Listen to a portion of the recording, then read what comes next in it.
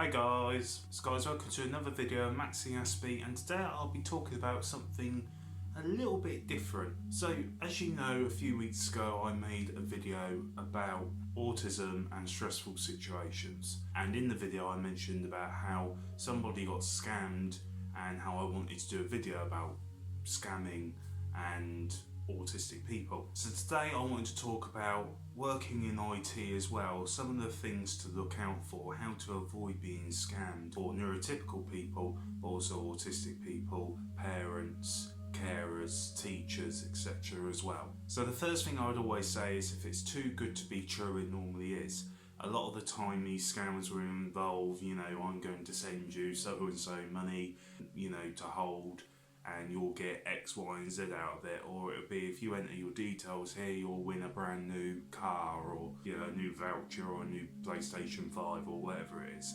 If it's too good to be true, it normally is. So always be suspicious and always be mindful that there might be an ulterior motive to what somebody is doing when you get an email or a call, or even scamming in person, because that still does happen. So the other thing is, if you get an email or a text from somebody and you don't know who it's from, always check the email address, because that will be a dead giveaway. But always be mindful as well that a lot of people can still spoof email addresses to make it look like it's still from somebody. So somebody could spoof max@outlook.co.uk, and they may be able to still spoof that and make it look like it's come from max@outlook.co.uk. So the best way to get around that is don't click on any links or attachments when you get an email that you don't know who it's from. And if you know who it's from, that leads me to my other tip, which is always talk to the person in person. Go up to them and ask them, is this email from you?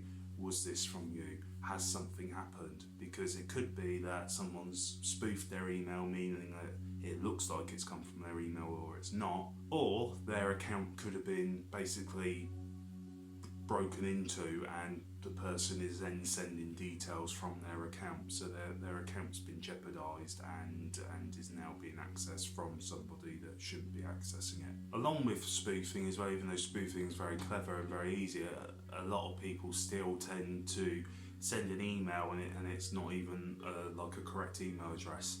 So always check the email address. It can be a dead giveaway. If you're getting an email from your friend and then the email says, tvprogram@hotmail.com, you know that that's an odd email to get. So always check the email address to make sure that it's legitimate. Another thing I always say is don't ever give out personal information. If it asks you for details financially or passwords or anything like that, never give it out, especially over email. It's there forever. Never fill things out that people have sent, because you can never be too sure. Always be suspicious, and it's much better just to bother that person by calling them and saying, look, is this actually you, than filling in a big form and giving away all your details and then regretting it afterwards. Another thing is always have antivirus on your machine. If someone's sending you an attachment, hopefully, these antiviruses aren't always 100% bulletproof, but a lot of the time it will pick up that the attachment is malicious and it shouldn't be opened, and your antivirus will tell you that. There are some that you've got to be mindful of, because even downloading antivirus is a completely sort of different video on what you can trust, what you can't. It can be a vicious circle of finding out what's the best one to download, but always have antivirus on your machine, and hopefully that will stop you from opening any malicious content. Another thing is always talk to people, because it could be that they've got the same email, it could be that they got the same phone call, they got the same text message, and a lot of people feel embarrassed and they don't want to talk about it, or they just don't feel like, hey, it's not worth bringing up. I got an email, I filled some details out and I'm waiting to hear back. But always talk to somebody, because they might be able to alert you, I got that sounds a little bit, I'd say those are most common, is when people get talking, the penny drops and it's like, oh, okay, this isn't good. IT wise, never let anyone remote onto your machine, especially if you don't know them. They use programs like TeamViewer or Join Me. There's loads of remote software that can remote onto your machine, but you have to give them access. And a lot of the time what these people do is they say you've got a virus on your machine. They normally have a pop-up that comes up on a web page, you ring the number, and because you think your machine's infected, and then they say, okay, it will cost you this amount much for us to fix. They remote on your machine, and what they're actually doing is they're putting a virus on your machine, or they're deleting your files, and that's how they can sort of exploit more money, to the point where ransomware comes in, because then they basically blackmail you and you won't get any of your data back unless you pay what they're asking for. So never under any circumstances, really, unless you really know the person, you've spoken to them, you trust them, never let anyone remote onto your machine. These following ones are more for autistic people, so avoiding therapy scams. A lot of people will want to cure their autism, and there's a lot of therapy scams that are out there that will claim that they can cure it. And a lot of these therapies, you know, even teachers, even guardians could be, I suppose, look up if they think that it's true, and you know, these people are very highly persuasive and will make you believe that, but they promote things like holding therapy, so restraining people, which, you know, I think is a terrible thing. And one of the worst ones I heard was Miracle Mineral Solution, which is basically drinking bleach, and that's their therapy session. You know, they think that will cure your autism, which will no, it'll probably kill you. So avoid therapy scams. You know, you may feel that there's something wrong with you or bad about you, or all these things, and I think it still happens within some respect to the LGBT community. You know, where there's sessions that can cure you from being gay or lesbian or whatever.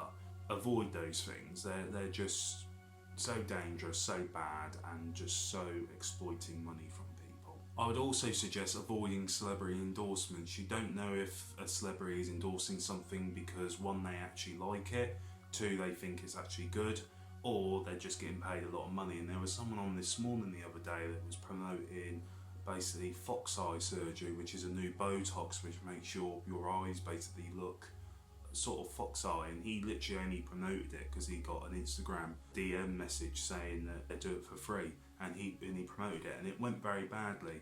So, you know, never fully trust a celebrity endorsement. Also, you'll find online a lot of the time doctors selling supplements that can fix a lot of issues. Don't buy into them. Weight loss pills, autistic pills that can help you, all of this stuff. Unless you go to a professional, you talk it through with them, a proper doctor, don't buy into any of that stuff online as well. And for autistic people as well, stay away from anything that states that it can cure autism or the target. No one knows what causes autism. People have a good idea, but no one fully knows, and anyone that says they can treat it or cure it is just trying to get money and just lying. So those are the things that I would say to avoid. Obviously, it was a terrible thing what happened to the gentleman that brought a Liverpool ticket for that Champions League final, and I wanted to make this video so people don't fall victim to it as well. You know, if it's too good to be true, it normally was, and in that situation it was, and it let down him and it let down his autistic son as well, and I just don't want to see that happening to people who are autistic but also not autistic as well. I don't want to see that happen to anybody, especially people that are more vulnerable. So tell me your thoughts down below. Tell me if you've ever been victim of anything like this, and tell me your story. And guys, thank you for watching. As always, please subscribe and press that notification bell. It really helps a lot, and it will notify you anytime I make a new video. So guys, that was a bit of my IT knowledge for one day. And guys, thank you for watching. Take care and goodbye for now.